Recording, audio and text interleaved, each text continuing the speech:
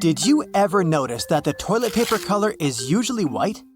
But this color wasn't always a favorite. In fact, colored toilet papers popped out on the shelves in the 1950s. Homeowners purchased pink, blue, yellow, green, and even black paper because these colors matched the interior. But eventually, many doctors began to associate the dye in colored toilet papers with increased health risks. Also, the dye didn't allow the colored paper to decompose as quickly when it was flushed down, which increased the risk of clogging septic tanks. This made manufacturing and retail prices too high compared to the basic white paper, and eventually, the demand began to fall. And now, let's take a closer look at these fancy patterns. Most people probably don't care about the decorations when it comes to their toilet paper. However, these patterns still exist. But why? Well, there are several opinions. Some say it's just a marketing tool. Manufacturers use pretty decor to make their products look more aesthetically pleasing, and to make customers associate their brand with elegance and a luxurious lifestyle. Another explanation is more practical. These patterns fluff up the paper, which makes it more absorbent. Speaking of fluffiness, have you ever wondered why they have such rough toilet paper in public toilets? The most obvious answer is that high-quality toilet paper is more expensive. Also, companies prefer purchasing giant rolls of low-quality paper because they can change them less frequently. This decision also helps prevent stealing. Yes, people actually steal paper from public toilets. Have you ever noticed that light switches in public toilets are usually placed outside? Well, it's not a coincidence. Construction companies do it for safety reasons because, as we all know, electricity plus water is a dangerous combination. And light switches are connected to power. Therefore, electricity literally flows through them. Of course, professionally installed switches will have a bunch of additional safety precautions. But most builders prefer not to take risks. The UK has far stricter rules for light switch safety compared to the US. That's why if you live in London, you'll probably find light switches outside the bathroom more commonly. But don't worry, most bathrooms in the US feature independent electrical circuits. This provides additional safety in case of accidental electric shock. When any change in the electrical current happens, they should shut off automatically. There are so many awesome lighting opportunities in this world. But why are the traffic lights red, green, and yellow? Turns out there's a reasonable explanation for it. Before traffic lights for cars, there were traffic signals for trains. At first, railroad operators used white color to mean go, red to mean stop, and green to mean caution. But later, they realized that white wasn't such a good idea, because bright white light could easily be mistaken for stars during the nighttime. So railway companies changed the white color for green to mean go and yellow to mean caution, because these colors are easily distinguishable from the others. And eventually, this tradition spread to traffic lights for cars and became a standard. As for the red color, it has the longest wavelength, which means that drivers can see it from a greater distance than other colors. And the color yellow was chosen as a caution sign because it has a slightly shorter wavelength than red, but still longer than green. What's the dustiest room in your house? Usually, the answer is a bedroom. But why? Bedrooms tend to generate dust from skin cells, dust mites, and fibers from fabrics in your bed sheets, carpets, and curtains. If you have a pet, its fur and skin cells add a significant amount of dirt to this dusty party. Luckily, there are simple ways to make your bedroom less dusty. This includes making your bed every day and cleaning the area regularly with both a vacuum cleaner and water. You can try to get rid of carpets and unnecessary furniture and decor items that tend to collect dust.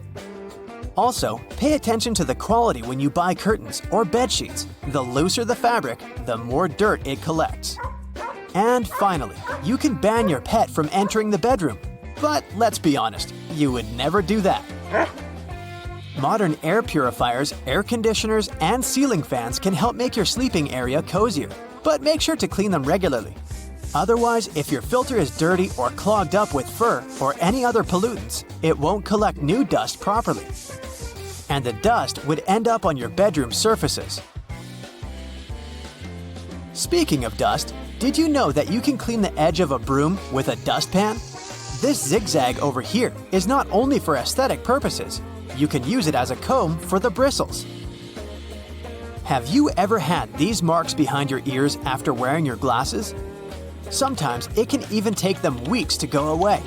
Well, it's a sign that the side pieces of the glasses, called temples, are not adjusted properly for your head. In other words, they're too tight. This can cause skin irritation and even headaches.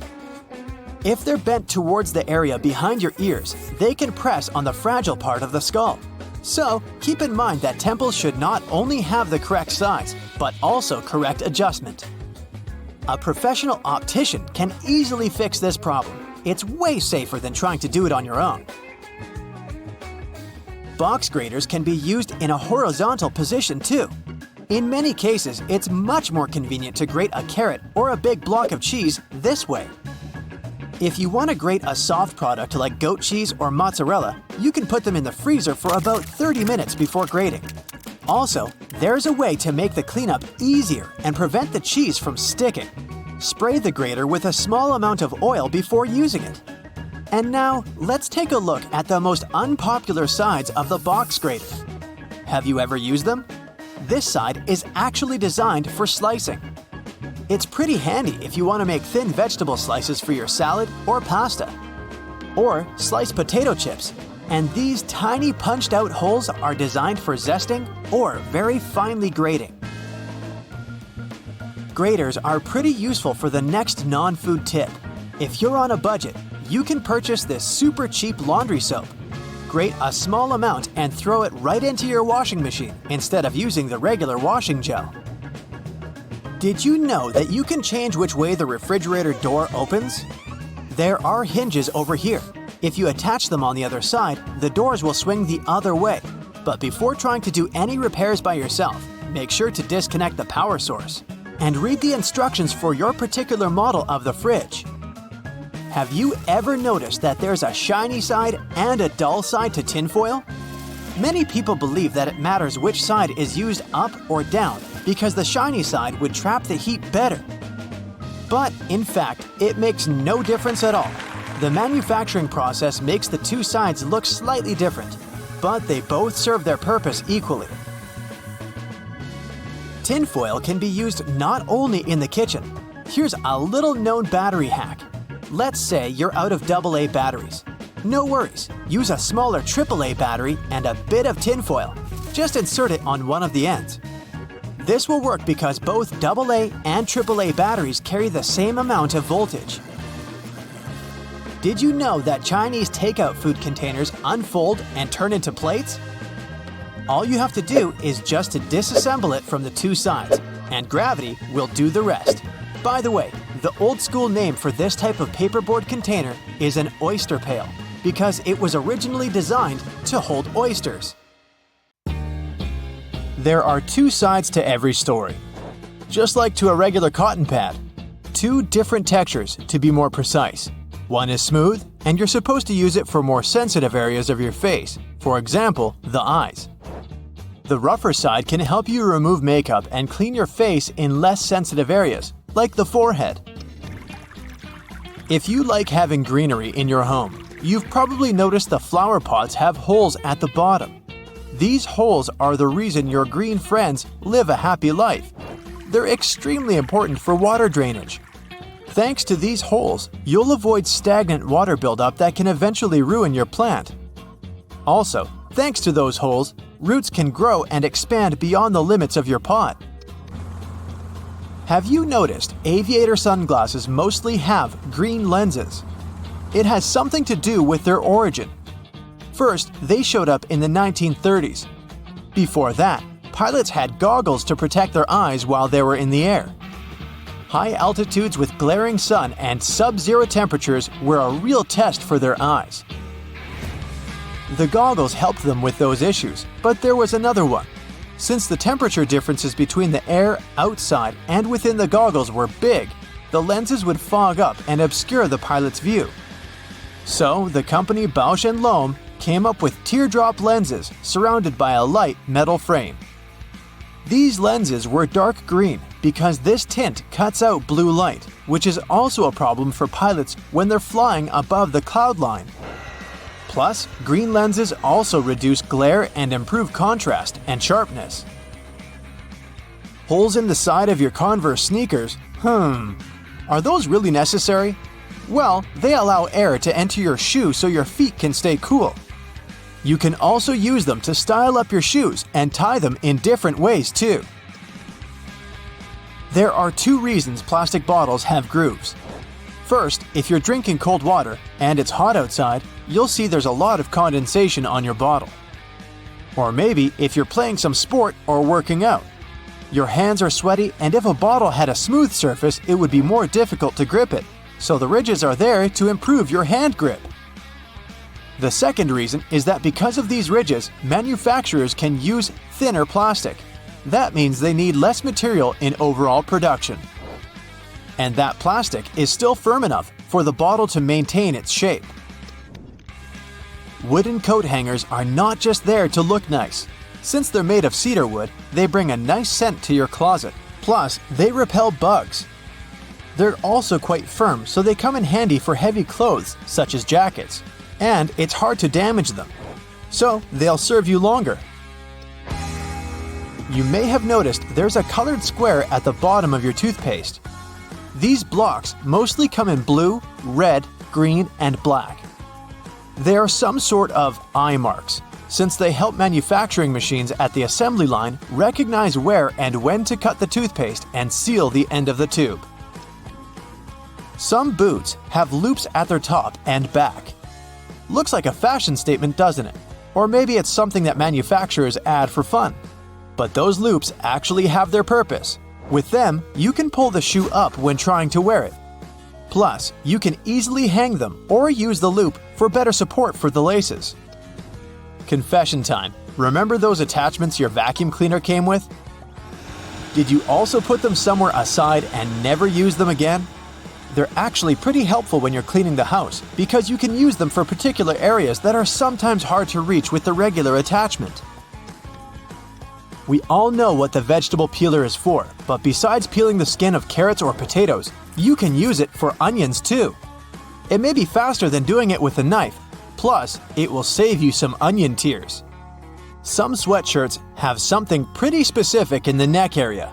A V-shaped stitch you can see in the middle of the collar.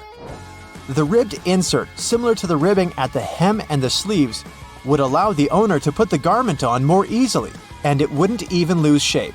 The V-insert would stretch, so a person wearing the sweatshirt could get their head through the neck. Its purpose was also to absorb sweat. In its early versions, sweatshirts had both the back and the front of the collars. Through time, they lost the back one, and this V-insert became something decorative since manufacturers started to stitch a V at the collar without using the ribbed material they had added before. Brightly colored squares or circles you see on food packages aren't an indication of vitamins, minerals, or certain flavors that food contains. And nope, it's not some secret code consumers are supposed to crack. It's actually for printing engineers. They're called process control patches or printer's color blocks. During the process of printing the food packaging, manufacturers use those colored blocks to check if the printing ink is correct. They compare the color of blocks they print to make sure the brand they print for has a consistent and recognizable quality all over the world. The majority of printers only use 4 colors: yellow, magenta, cyan, and black. Some printers have additional colors, such as green, orange, and violet. That's why you sometimes see multiple circles on certain packages. They test each ink color.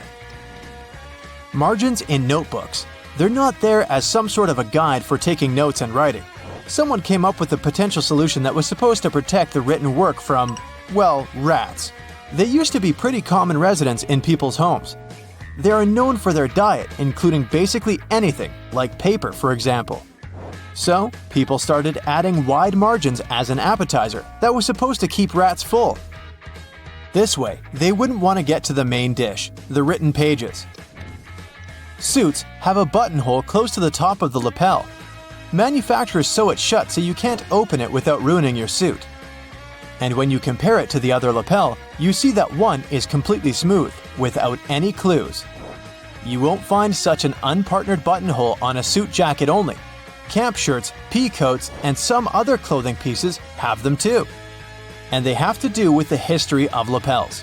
The earliest ones showed up at the beginning of the 19th century. Before this, men mostly wear frocks with high collars. They would button them all the way up to the top. During hot days, they would relax the button stance, turn down the collars, and leave the top button undone.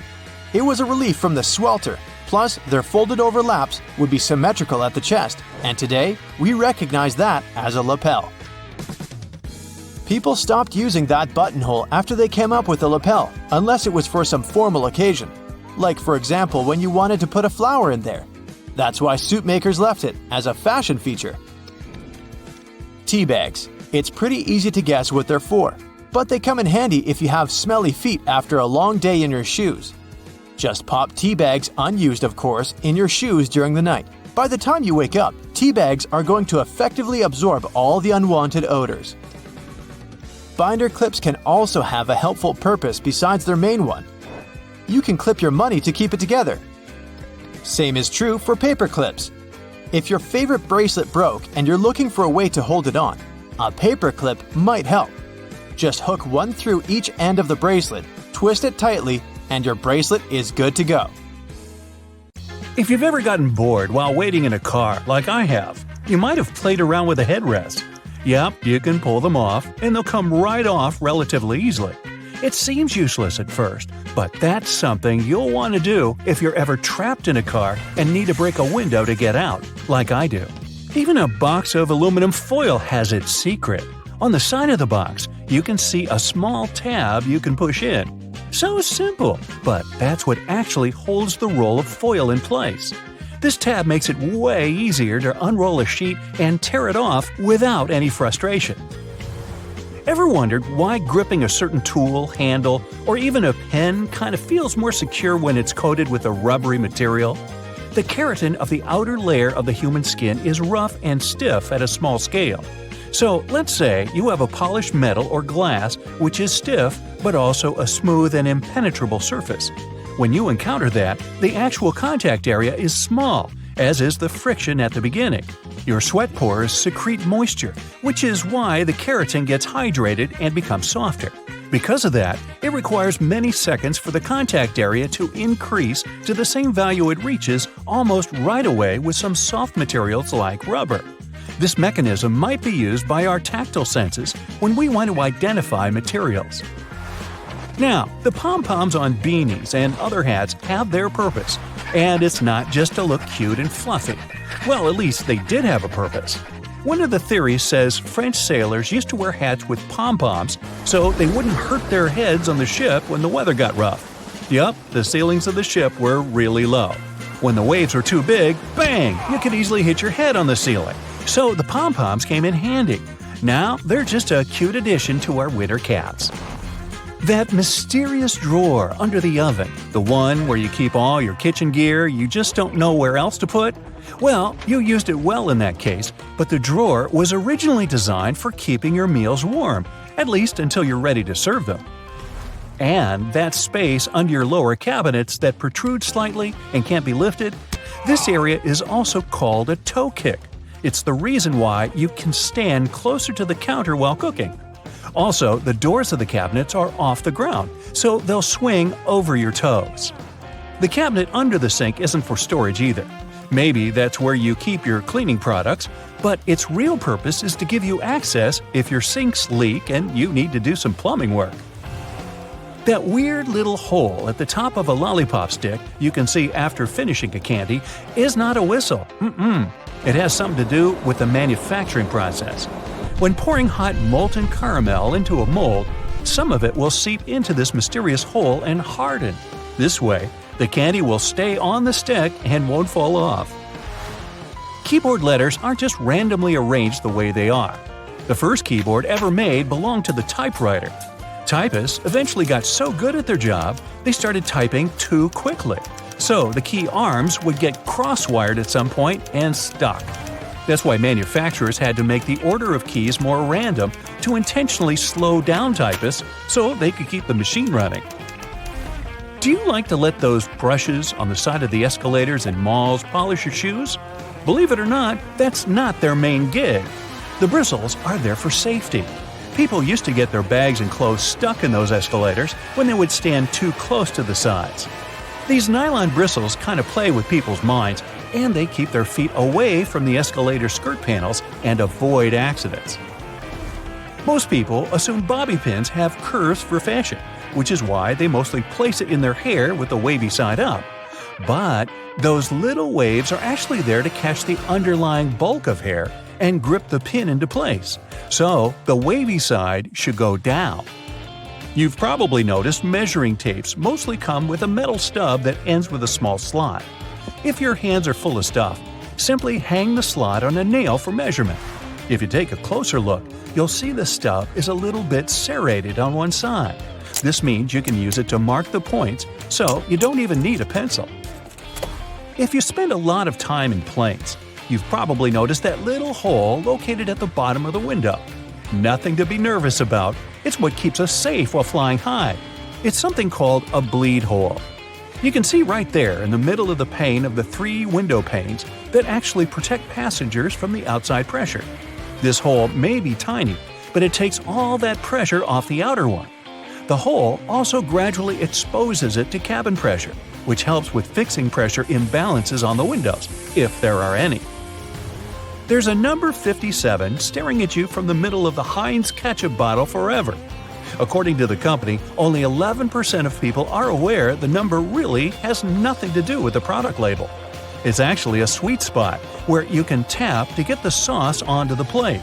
So, next time you want some ketchup, there's no need to bang the bottom off. Just hit this spot. Grooves on the bottom of cups are there to make cleaning them in the dishwasher more convenient. When you place your cups upside down, these grooves will allow the water to flow rather than stagnate. This way, the water won't spill onto your feet when you take the cups out. The grooves are there to allow cool air to flow beneath the cup too. They also keep cups from cracking when they heat up after you pour hot beverages in. You probably noticed that little dot next to the camera on an iPhone and probably thought it was a flash. Nope, not a flash, but a microphone in charge of catching sounds when you're using the back camera. Next time you're looking for a quick bite and decide for fries at McDonald's, check that bendable flap near the top of the box. Some like to bend it towards the fries. That way you can cover your fries up and keep them warm. But if you're not that patient, you can flip the flap backward and basically turn it into a makeshift plate for your fries. Just bend it down firmly enough. You don't want it to spring back up and spread the sauce all over you. Take it from me, it's messy. In the 1970s, people didn't want toothpaste just to keep their mouths healthy, but also to freshen their breath. Aquafresh decided to answer that call, so they added a blue stripe to their product. Since consumers started paying more attention to their teeth and gums, the company added a third red stripe to their paste. The paste now has 3 functions: freshening, cleaning, and plaque control. And yes, solid white toothpaste can offer the same benefits, but brands continue to add stripes to their paste anyway. Speaking of toothpaste, do you know those colors on the bottom of tubes? The colors don't mean anything in particular. They're there to help in the manufacturing by telling light sensors where the end of the tube is. Thanks to it, the machine can cut and seal the tube properly. Hand sanitizers are commonplace nowadays, and you can apply them in many other ways besides just cleaning your hands. It also works great when you want to remove stains from your clothes. Sanitizer breaks up oily, greasy spillages and does a great job as a degreaser. You can even use it as a deodorant if you get caught out on a hot day. You've probably noticed that train and bus seats are covered in fabrics with weird patterns. Have any idea why? Well, they use these patterns to cover any germs and stains on the seats. The brighter the color and the more patterned it is, the harder it will be for passengers to notice any stains and get grossed out. Also, the patterns are usually so ugly that no one even wants to look at them for long enough to spot any stains. So yeah, the pattern is there to make you look away. And if you look, to make it less noticeable, no bus will ever have plain white seats, that's a guarantee. Just a few more bus-related questions to answer, like why don't buses have seatbelts? Buses are overall way safer than cars because they were designed this way. The idea behind this is called compartmentalization, meaning that the seats have high backs that absorb energy. The seats are also placed close to one another, so there's less space to move in case of an impact. Also, on a bus, the passengers sit pretty high off the ground, and in case of a collision, the force is absorbed by the bus's deck and not by the people inside. On top of that, a bus is way heavier than most other vehicles, and even if there is a collision, it distributes the force way differently than a regular car. Due to its weight, a lot of force is absorbed, and bus passengers don't experience much crush force. So, small and light buses that can't distribute the force as well actually do require seatbelts. And we have to remember that buses drive slowly, which minimizes the risk of an accident overall. We all know that school buses are yellow, but why? It's for visibility reasons. Yellow is one of the most easily recognized colors, and for a human eye, yellow is even more visible than, say, red. So, school buses are yellow to make them more distinctive. Also, yellow is visible in the dark, in fog, and on a rainy day. Actually, the color of the bus isn't really a true yellow. It also has a hint of orange. This shade even has an official name, National School Bus Glossy Yellow. By the way, taxicabs are yellow for the same reason, to be more visible in any weather conditions. Also, buses have huge steering wheels, and I finally learned why. Buses are bigger than regular cars, and they're also way heavier, so it's harder to turn a bus around, and way more strength is required to do so than when you drive a car. A bigger steering wheel that has a bigger radius allows the driver to turn the vehicle more easily, and it requires less force than if the wheel were smaller. Trucks have big steering wheels for the same reason. But have you seen those stuffed toys that some trucks have attached in front of them? Turns out, it's just a way for truck drivers to customize their vehicles. It's like a mascot that speaks about the truck or the driver. It's also a way to communicate to the world that the truck driver isn't all scary and tough, but a soft and harmless person that you shouldn't be afraid of. At least, that's how some truck drivers explain it. In Asia, there's also a belief that road accidents are caused by ghosts, and hanging toys are a way to distract the ghosts from causing harm to the truck. Ever been on a road trip? If you're not the driver, all you have to do is just sit in one place and do basically nothing for hours. Doesn't sound like a hard task, but some people find it terribly exhausting. And because of this, they resent road trips. Why do they get so tired? Well, sitting in a car isn't like sitting in a chair. The brain doesn't relax. Instead, it controls everything that's going on, accounting for movements and making sure that you maintain the right posture. Your brain is constantly working, exchanging bits of information with your muscles, so your body is working. Some people get tired because of this. If you aren't doing much, it doesn't mean that your body isn't doing much. Train rides are way more tolerable because trains don't stop or change speeds as often as cars do, so the body is more relaxed, and train trips are way more tolerable for people who aren't fans of road trips. Another mystery is why it's way harder to stand still in the same spot for 30 minutes in comparison to, for example, walking for 30 minutes. Again, it sounds like you're not doing anything when you're standing, so why is it so tiring? Well, standing is a pretty hard task for your body. When standing, the muscles in your legs work very hard to support the mass of your whole body. If you're standing, there are not many muscles working, and only a few of them have to do all the work. When walking, there are more muscles working at the same time, so it's easier. Also, when standing, both of your legs are working without stopping. But when walking, each of them gets a tiny break each time you step using the other leg. Why is it that the same book can have different covers? There are several reasons for this. First, the cover may vary because of the target audience. An edition of a book that is being marketed to older people is usually different from the edition aimed at younger people, with the one for younger people usually being brighter and cuter. The cover can also depend on the country the book is being sold in, trying to attract as many buyers as possible based on the tastes of the population. Next, Books vary from edition to edition. At first, a book is printed in hardcover in small quantities to see how it'll do on the market. If the book is a relative success, there is another edition printed, often in trade paperback. The design of the cover is usually updated with every edition. Also, if a book has a movie based on it, there is usually another edition that follows. This edition will take advantage of the movie and use a movie scene as the cover, making it recognizable for people who saw and liked the movie, and encouraging them to buy a copy of the book. Most books are printed on yellowish paper, and few have plain white pages. But why is that? Unless it's a mass-market paperback edition, with paper that's the same quality as a newspaper, meaning bad. It's done with good quality paper. Don't let the yellow hue confuse you. It's usually called cream, and it's a preference for any book because it's less tiring on the reader's eyes. The plain white paper is bleached, and it reflects a lot of light, so it can be exhausting to read for a long time. So, that yellowish paper is the best paper, and publishers regularly use it. Another thing about books is those blank pages they often have at the very end. Their number depends on the number of pages in the book. The thing is that books are printed in signature. A signature is a group of pages that printers fold together and cut to make a book. A signature can have a different number of book pages, with the minimum being 4, and then with other numbers divisible by 4. So, a book that is 300 pages long in total will fit in perfectly, and there will be no blank pages left. But if a book needs 303 pages, it'll need an additional signature, and the extra pages will remain blank, often marked with the word notes or with the message, "This page is intentionally left blank," to let the reader know that there's no important information missing. Ever wondered why most doctors have sloppy handwriting? No, there's no class in medical colleges on bad handwriting.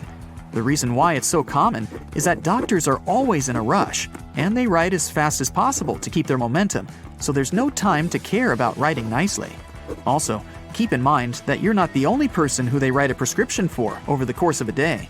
Doctors do a lot of paperwork, working for 10 hours straight, and they're just too tired most of the time to give you a properly written note. Have you noticed that most songs, in general, last somewhere between 3 and 4 minutes? Well, originally, songs were being played on a phonograph record player from a vinyl record, which was spinning at 78 revolutions per minute.